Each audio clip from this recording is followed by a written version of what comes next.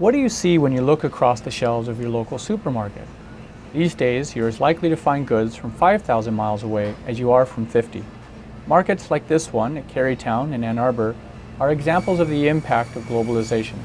This rise of globalization has really brought the discussion of culture and the role it plays in business into the spotlight. Hi, I'm Jeffrey Sanchez-Burks, a cultural psychologist at the Ross School of Business. I'd like to share with you some of my research on cultural differences and how to succeed in a global economy. Our story starts with this tube. It's a vacuum tube. It was actually a British tube designed in England, and it was put into the Vox AC30. The Vox AC30 is a British amplifier made famous by the Beatles, a British band. In some sense, it's the opposite of globalization. A British tube put into a British amplifier for a British band. Now, this tube is only manufactured in Russia by an American MBA that's then sent off to China and Mexico, where it's manufactured and sent to bands all over the world. If you've ever listened to the radio and heard a modern guitar, you've heard the effects of this tube. This tube is symbolic of what global supply chains have come to look like. It's no longer the case where one country designs a product, ships it to another country to be manufactured. It's no longer the case that now you can be very successful by just simply knowing a lot about one particular culture. Instead, what you need to know is how to hit the ground running in virtually any country. Well, what is culture? Culture comes from the Latin, originally meaning the cultivation of the soil. Later came to mean the cultivation of the soul. It refers to a society's signature approach to sense-making, decision-making, and collaborating, all of which reflect deep assumptions about what is right, what is true, good, and efficient. But these are not mere differences. As the philosopher Pascal noted, there are truths on this side of the Pyrenees, which are falsehoods on the others. In other words, culture isn't just about what food I like to eat, what clothes I like to dress, or what music I love to listen to. It reflects what I think is correct, what is the right way to do any particular task. These differences go to the heart of not just how we think, but who we actually choose to collaborate with, who we choose to do business with. The modal tendency around the world, countries from the Far East to Latin America to the Mediterranean and the Middle East, is to focus on these concerns even while at work. You're supposed to pay attention to making sure that you don't lose face for somebody, that you take care to attend to your social networks and focus on those that actually are within the orbit of your organization. Our research has shown that the US is a bit of an anomaly and an outlier in this respect. The idea here is that you're supposed to focus with a polite, impersonal focus at work and not attend to these relational concerns. So what I'll talk about in a moment is to show you how psychologically deep these cultural differences are in our relational approach at work.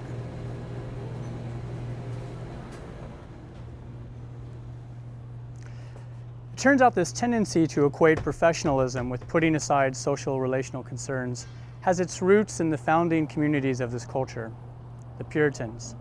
They were influenced by this ideological cocktail set in motion by Luther.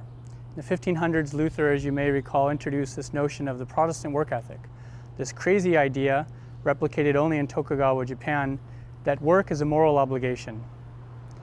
That particular ideology is spread in many different countries. Calvin later added an additional component, this idea that while doing your work and your religious activities, you should be very impersonal, unemotional. Put these two things together and you find that the early Americans put in practice this approach to doing business, one in which was very task-focused, and they tried, although never achieved completely, to put aside interpersonal concerns. The idea that you should be unemotional at work, you should focus on the task, not necessarily the relationship. You should trust even strangers to begin with, rely on contracts rather than existing relationships. All can be traced to the early Puritans. Now, in conjunction with the other findings I shared with you, a lot of studies basically converge on the point that cultures shape the way in which we approach and actually interpret a situation. They influence what we actually can remember. Americans, more than others, have these two psychologies, one in which they bring a task-focused orientation at work, a social-emotional outside. Other cultures appear to be either task-focused or social-emotional in all contexts. But people have a capacity like radios to pick up the local frequency. They just have to have their antenna up and the radio turned up high enough. To bring some real-world context to this discussion, I decided to meet with a diverse sample of entrepreneurs and future business leaders to get their perspectives on the subject. My first stop was Ipoh Yan, where I met with former owner Eric Kung to discuss the ways cultural differences between East Asia and America can play a role in the professional workplace. There was once these employees who were given performance evaluations, in business, on a scale of 1 to 9. 9, very good. Yeah. And one of the managers said, overall, the review indicates that your strengths are in communication skills, anticipating events, and creativity. Other areas are not so strong. Some are poor, but frankly, it's difficult to evaluate those areas. And then the person had to try to guess, essentially, how well did I do? On this particular one, it's average, below average. You ask Americans this same thing, you give them the same problem, and they think the person did very well. That's right. Like when we tell the kids, always not enough. When they even have an A, why don't you got the A plus, right? That's what most of the Chinese people, parents are expecting. But the kids, American kids, if you get a B, they say, oh, you did a terrific job. You just do a good job. How one side is like always give to like a positive, the other side always negative. You were talking about Americans being very individual and other groups being much more about the collective. It shows up in drinking patterns. So if Americans go out to drink, I choose what I want. I have a gin and tonic, you have a beer, we drink. Yes. And then in China and in Korea and all this, we all choose one drink. Yes. And we go in a certain order. Exactly. And it's very formal, even in a That's casual what situation. I say. Yes, that's what I say. When we have a lot of Japanese customers come over, and then when they order drinks, everybody's doing the same way. If a beer, everybody have a beer. Like American people, we have a customer. 10 people maybe order 10 different kind of drinks. One of the interesting examples is Americans, they don't rely on trust because they have contracts. Yes. And in other cultures, you rely on trust more than contracts. Yes. 20 years ago, when we go China, we are done business, and sometimes we do at the table. And we drink and we make a deal. But here, everything go to the contract right now. So it's different. So I'm doing the property management company. Even you come here, you want to do the 1 month's rent, I still need a contract. Sometimes I say, okay, that's fine, just leave 1 month. But they say, no, I need a contract. Well, they say the contracts work quite well when there's a good legal system to enforce it. But if you're doing business in countries or across countries where you really don't have a legal system to enforce it, you need to rely on trust. Contract in overseas doesn't work. Sometimes it doesn't work. Doesn't matter you have a contract. That's right. The law is not protect the people, it's protect the government. I really appreciate you taking the time. This has been so much fun to chat and talk about My your pleasure, insights yes. and all of this. Thank My you so pleasure. much. Yeah, thanks. Yeah. Next, I sat down with Angelica Gutierrez, Research Fellow at the University of Michigan Ross School of Business, and Penelope, a German, Dutch, Australian MBA student at the Ross School of Business, for a discussion on professionalism and the different meanings it has across the globe. So thanks for coming out this afternoon. We wanted to sort of have a conversation about some of these cultural differences we find in this classic notion of act professional. I remember hearing it for the first time when I was a PhD student at UCLA Anderson School of Management. And I remember meeting with one of my advisors, and one of the first pieces of advice that he gave me is, don't interact with any other students outside of the classroom. You're here to serve as a teaching assistant, you're here to grade their work, and provide them with any assistance that they may need as it pertains to classwork, but beyond that, do not interact with them. Otherwise, they would be acting unprofessionally. Kind of like at work, interact with them, don't see them outside the workplace. Right, definitely. Keep those two worlds very separate. I remember this one occasion. It was the beginning of the school year, and I had a group of international students that approached me after class, and one of them was going to cook a dinner for her friends, and they invited me over to her house. And I remember just pausing and thinking to myself, okay, I would clearly be acting unprofessionally if I accept their invite to go to the house and have dinner. It wasn't even a male student, so it wasn't anything about that. No, it was a female international student. There was a group of international students, primarily from China and Japan, and they just wanted to welcome me. And you didn't go? I did not. I had to decline. Professional. It's funny. I did. It's funny that it was an international student too. So it's like the other students knew the rule. Right. Don't blur the work non-work boundary. And that's interesting. I actually never received an invite from any of the domestic American students, but I did receive quite a bit of invites, even for coffee. from my international students. So I always thought that was pretty interesting. And this is why it's so interesting that the act professional is interpreted so differently. In Australia, for example, if you were to be invited out and you were to decline, that could be construed as unprofessional because you've had an invitation extended to you. I'm showing you to please come to my home, and it's being rejected. It might be interpreted as an unprofessional act. Once we did this study where we asked people in Poland, India, and the US, have you ever seen your coworker outside of work? Not at a company function, but just have you ever seen them? It was a different question than do you have a friend at work? It was just physically, have you seen this person in this other context? And the vast majority of Americans said no. Whereas in every other country, this time we went Poland, India, and we're collecting more data, they said, yeah, I may have had dinner once, or we may have done a family picnic this other time. But Americans are more likely to say, no, I don't interact. I have this group I work with, this group I go to church with, this group I play golf with, and they have all these different networks, but they try not to mix the two. Kind of like this story. Right. I can see that.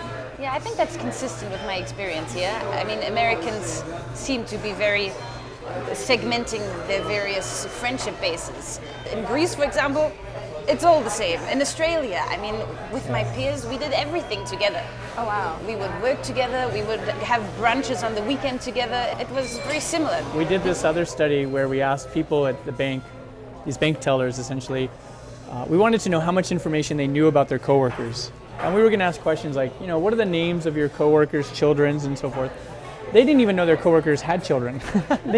They knew so little about their coworkers. It was sort of evidence of this really interesting ability to separate the personal from the professional in some ways on that. You look a bit sort of disappointed. Yeah, I think it seems like a very unnatural segmentation to me sometimes, especially because Americans are so friendly and great.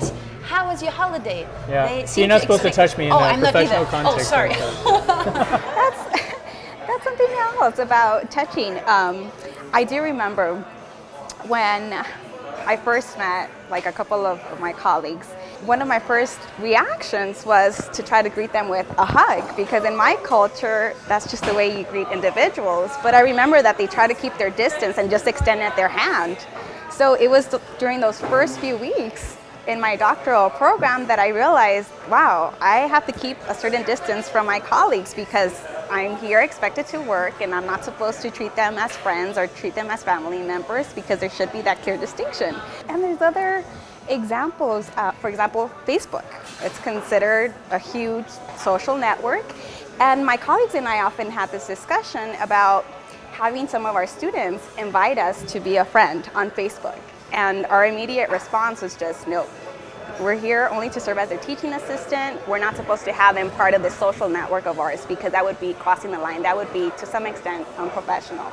This Facebook is an interesting example because in the US we have two really popular sites for social networking. The big ones, Facebook and LinkedIn. LinkedIn too. One right. for personal and one for professional. Right. And in most of the other world they have these, but really they choose one site and they mix them. But here we actually have two manifestations of them. Maybe it's because it says friend as opposed to contact. I am the teaching assistant as well, and I have had the LinkedIn requests are started to come in, but not a single Facebook request. And these are predominantly American students.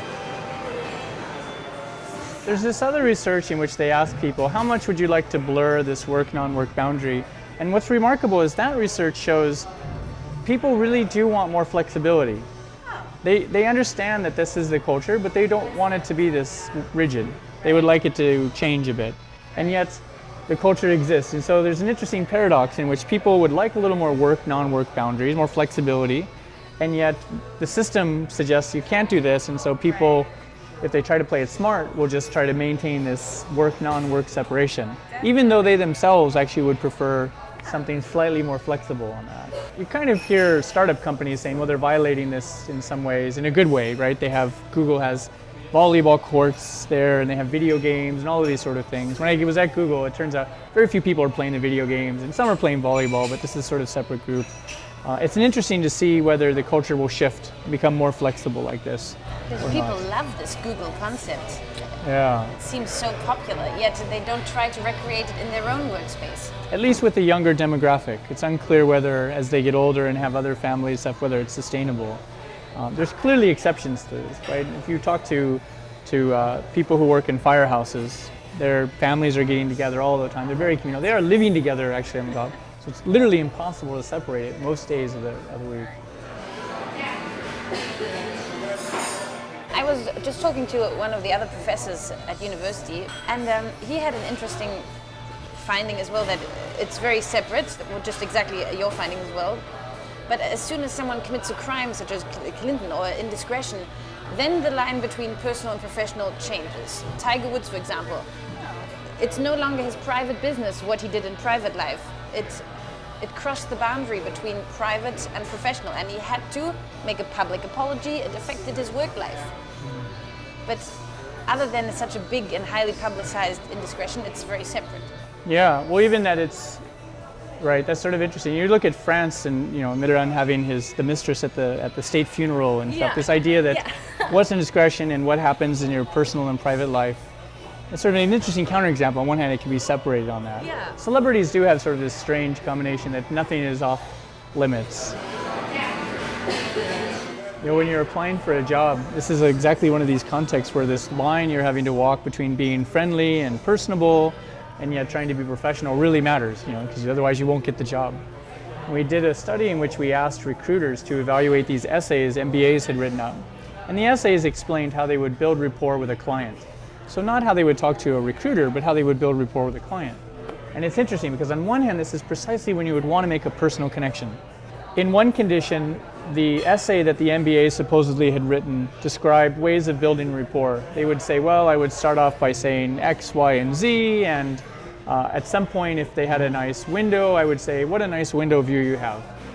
And in the other condition, for the other set of recruiters, we gave the same essay, but instead of that window comment, it would say, well, if I saw some family photos, I might say, oh, what a nice family you have. So the two essays were exactly the same. And we asked the recruiters, based on this, the grades are the same and everything, how likely is it you would invite this person back for a second interview, right? That's the critical one of the path to getting a job. Well, if you had mentioned the family, your chances were cut in half whether you would be invited for a second interview. Oh, wow. Basically, you have violated this professional, non-professional. But interestingly, this was with a client, not actually with the recruiter. So it kind of suggests that one way in which this norm continues is by organizations favoring those who know how to act professional in the most appropriate way. I remember having a very similar situation. I remember I was looking to hire a research assistant, somebody that can provide some assistance with one of my research projects. And I interviewed about 3 people. And I do remember that actually my second interviewee, she came into the office, introduced herself, and she immediately noticed my engagement ring. And her first question was, wow, she first told me, wow, what a beautiful engagement ring. How long have you been engaged? And so I felt compelled to respond to her question, and I told her, oh, and her follow-up question was, well, how did you meet your fiance? Like, act professional. Right away, right. So I immediately thought to myself, well, that's not a professional question. I mean, that's not the type of question that she should be asking me. And I must admit that to some extent that did influence my decision. She was just trying to build rapport. She really was. I mean, she was very nice, she was very sweet, but that definitely told me that she was willing to cross that line. She was beginning to feel a little bit too comfortable with me, and I immediately thought to myself, okay, we're not going to be able to sustain a professional relationship, so I decided that she might not be the best person with whom to work with me. See how easy it is to sort of adopt this notion. So what if this would have happened in a different country? Do you think you would have also rejected her because it was crossing the line between the two? Or if you had been in a different context where it's more appropriate to do so, you might have accepted her? Well, it's interesting. I think I definitely would have hired her. I would have been a lot more receptive to her if I had been in another country, for example, in Spain. I lived there for a couple of months, and I remember interacting with some of the students there, and they would often invite the professors to go out to drinks with them, or invite them to go have tapas or go have some coffee. For them, it was something that they did, something very natural. So I think if I had been in that context, I definitely would have hired this candidate because she struck me as being very warm, very inviting, and I think she would have been a great asset to my organization if I had been in that context. But being here in the US, and working at a business school, it's been very clear to me that you have to maintain a certain degree of professionalism and not interact with any colleagues or anybody that you're looking to hire. Angelica, I mean, the way you're talking about it is exactly this sort of secret about being culturally competent. It's not necessarily giving up your preferences, because it's clear you have preferences. But so it's not about just loving other cultural ways of doing it, but trying to understand what it is and how and why it is, and then saying, okay, well, in this I can adapt in this situation. I may not like it, I can adapt, and maybe I might even be able to tweak it. You can imagine achieving certain levels of success where you feel that you can kind of create your own your own culture within an organization to adapt it. Kind of like your own micro country in some ways, where you get to set the rules. And there are many famous organizations where they do blur this, but the founder had actually had some level of success where they didn't have to maintain these sharp divides. But it is stressful, and so you point this out, this interesting thing that it takes a lot of mental resources to try to adapt and shift and hold back, and you don't always get it right. Right. See, I feel I've worked in so many different countries and cultures, I don't really know what's appropriate anymore and what's not. That's true. I have to sort of feel it each time, and I make mistakes all the time too, but maybe people are more lenient on that when the line has been crossed for foreigners. I just came back from a project in Chile, and my peers on the project were American, all of them. And they had, I mean, I loved the kiss because it was new, it was a novelty, I liked to experience the new culture, but some of them were taken aback, and you could visibly see that they were awkward engaging in this ritual of greeting unknown clients at work with a kiss. So and you can imagine going in places where you're trying to set up new business, and if you couldn't adapt physically, then you're unlikely to get the deal. Much like if you couldn't keep the separation, you don't get the job here. And so it is sort of a tricky thing. On one hand, this cultural competence entails not just sort of knowing, but also being able to enact it. And although, a lot of the work on cultural intelligence suggests that it's not about having just this knowledge, but being curious. So someone who notices, wow, no one seems to be talking about personal issues, or people seem to really value having this very close interpersonal contact, and then asking questions of why that might be and understanding it is more likely to then be able to make at least a conscious decision whether to engage or not. But if you're not curious and you just sort of float through, you're unlikely to pick up on these nuances that can make a difference. Right. Yeah, for example, in this kissing example in Chile again, if one of the Americans would have said, I acknowledge you guys do that here. I'm not used to this. I'm not comfortable doing it, but I've read about it and I'm curious about this. This would be completely excused that you don't know how to play the rules or how to do this. Just this little disclaimer that I am aware of this, it's fascinating, but I need some time. Yeah, that's right. Or you find examples that sort of qualify as personal, even though they're not qualifying as personal in your context. So for example, talking about sports seems to be one of those things where it's not personal, but it's outside of work. And that's acceptable. Or golf is a context where we're not really on our personal time. It's really just an outdoor office activity in some ways. And so even in this culture, you adapt ways to be human, and yet still be able to maintain some distance on that. Well, all of this stuff on American professionalism and the notion of professionalism in every country is very interesting, and of course, every country, I think, has this notion of act professional, but what it means varies so much about it. So thanks for sharing your personal examples and stuff. This has been great.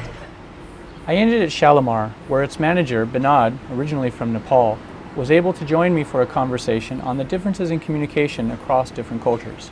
So we were talking about some interesting differences you find between cultures where we've done research on. There's always a classic example when you ask somebody, can you do something? And some cultures people say, no.